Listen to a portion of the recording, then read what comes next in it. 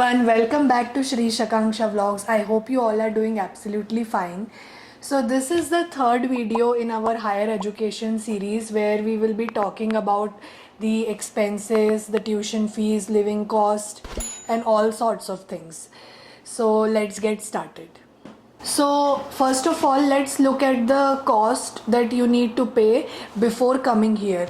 So this includes firstly the amount that you have to pay for your GRE exam, which is around $213. Then comes your TOEFL exam, which is around $190. And then after your exams are done, you need to send the scores to the respective universities. So approximately $60 per application per university. Then once you have all these exams done, then you have to pay for your F1 visa application, which costs around $160. And then once your visa is done, you have to pay for your flight, which is in the range of around $800 to $1,200. And then I am putting around $500 for your miscellaneous expenses, which includes your packing, bags, essentials, and then there are many vaccinations that you need to take before coming here. So all this includes the cost that you have to pay before you land here. Then the next thing comes is how you decide your universities for considering the costs and everything. So basically the fees and all depends on which university you are going to. So generally state and public universities are little cheaper. Also it depends on the city where you are living.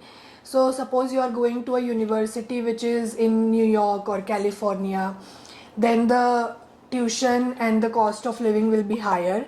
And then if you are going to a university which is like in normal areas, then the tuition and cost will be lesser.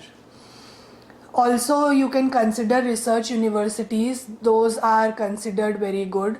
So research universities are something that you can look for. Then you can look for getting loans. So you can get like up to 20 lakhs or around that via loan. So that is an amount that you can easily get in India from any bank. And you can also get a loan of higher amounts, but that depends on additional scrutiny that the banks do. Then comes your on-campus jobs. So you can bear your living expenses here by doing an on-campus job, which is up to 20 hours per week. And then during summer breaks, you can work for 40 hours per week. So this is how you can pay for your living expenses once you come here. So the next thing comes is the overall fees that you need to pay for the university. On the screen you can see the list of the fees that they take. So other than the credit tuition fees, they take all these kinds of fees like the technology fees, athletics fees, student health fees, which is very important because here in the US you have to have insurance in order to go to any hospital, or if you want to see a doctor, then you should be having a insurance. So that is something which is very important. So all these fees includes in your I-20 amount, which is the total amount that you have to pay. So let's look at the tuition fees. So basically that is based on the credit, which is the smallest unit of measure. So here when you take the courses, it depends on how many credits you are getting. And each credit has a particular amount of tuition fees that you have to pay. Also, when you are looking for public universities, the cost for international students, which includes the out-of-state fees, that is a little higher as compared to the in-state fees, which is for the local students who are living in the state of that universities. And if you are looking for a private universities, then for in-state and out-of-state, everything is the same. So you have to pay the same amount if you are going for private universities. Also, if you are considering any online course, then the tuition fees will be little higher because they include all the technology related fees because the whole course is online. Then there is also a differential tuition, which is the extra tuition fees that you have to pay. So that will be included in your I-20 amount. So now let's look at the living expenses. So basically, first one is the housing. So many people ask us questions that how much we need to pay for the housing if we are students and so on. So housing depends on the city or the state where you are living and the area.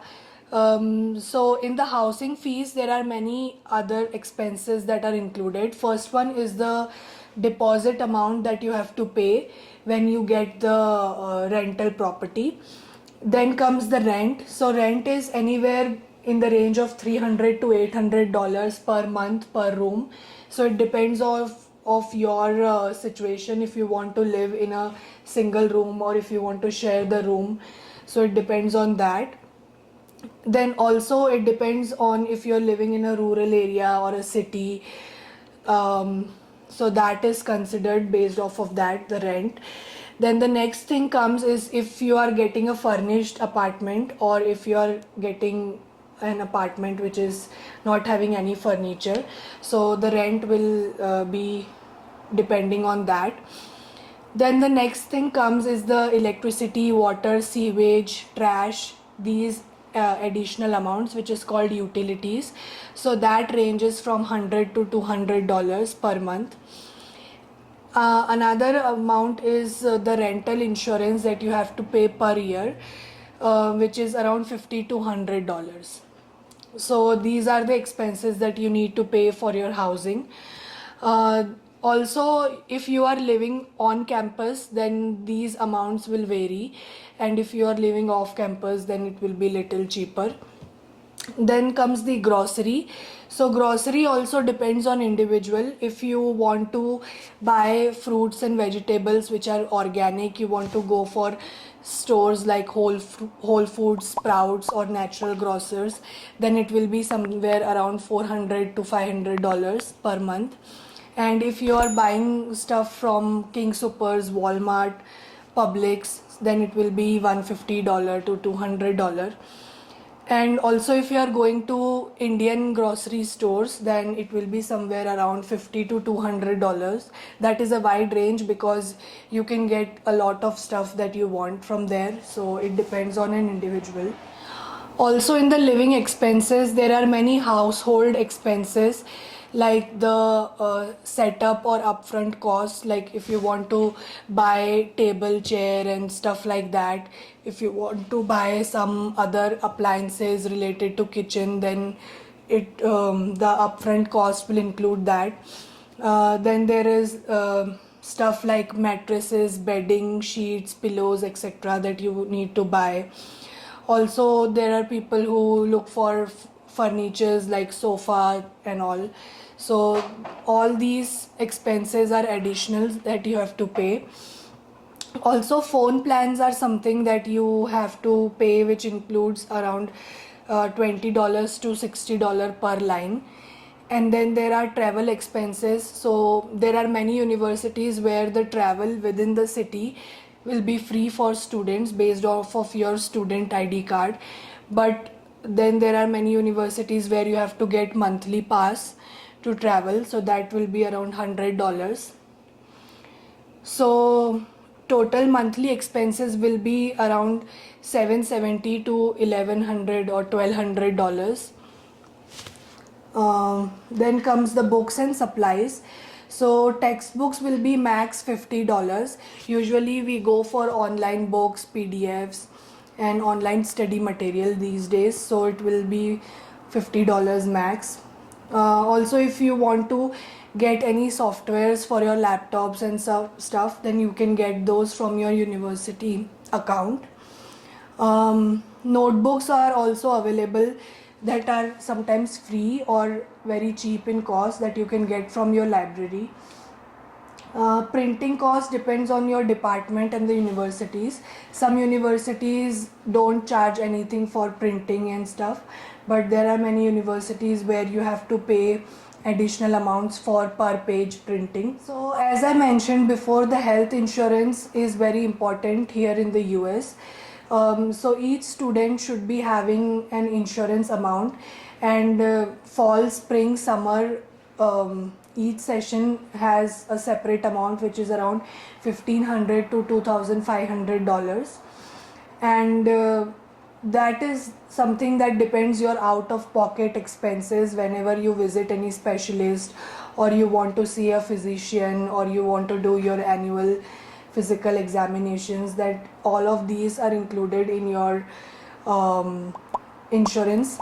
Also, if you want to get any prescription medicines, if you want to have any kind of surgeries, then everything is included in the insurance. Depends on how and what amount you are paying for your insurance. Then the dental and the vision is additional, that is not included in your insurance amount. So that is also something that you have to pay extra, which is around $15 per month for dental and $30 per month for your vision. So now we'll talk about the assistantships, fundings and scholarships that are available in many universities.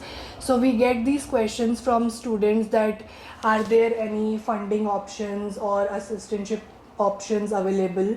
So I would say yes, there are many fundings and assistantships that you can get.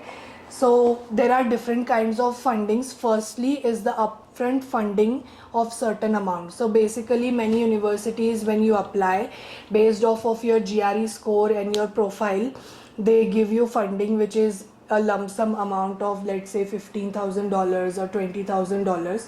So that amount will be deducted from your overall course fees. Then comes the assistantship, which is called GA, TA or RA, which is teaching assistantship, research assistantship or graduate assistantship.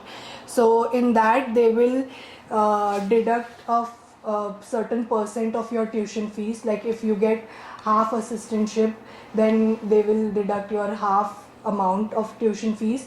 But then also you have to pay the other expenses, which includes your differential fees and so on.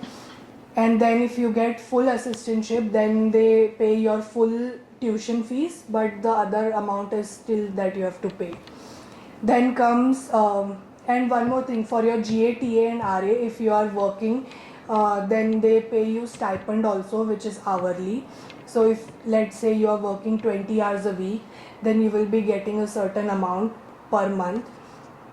And if you are let's say working for 10 hours a week, then also you'll be getting half the amount.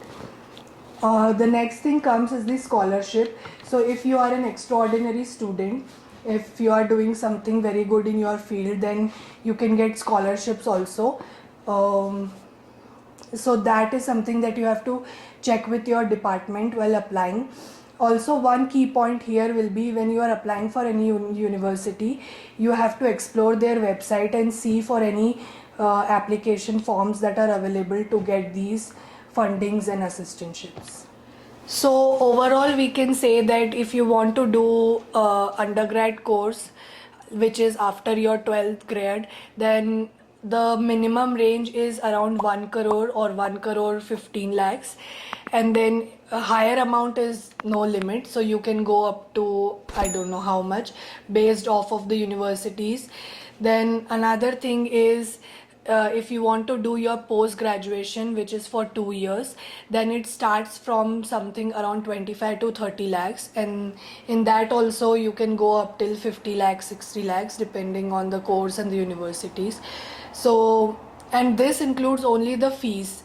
This does not include your living expenses and all of these things that I mentioned before in the previous slides. So it is a very vast range.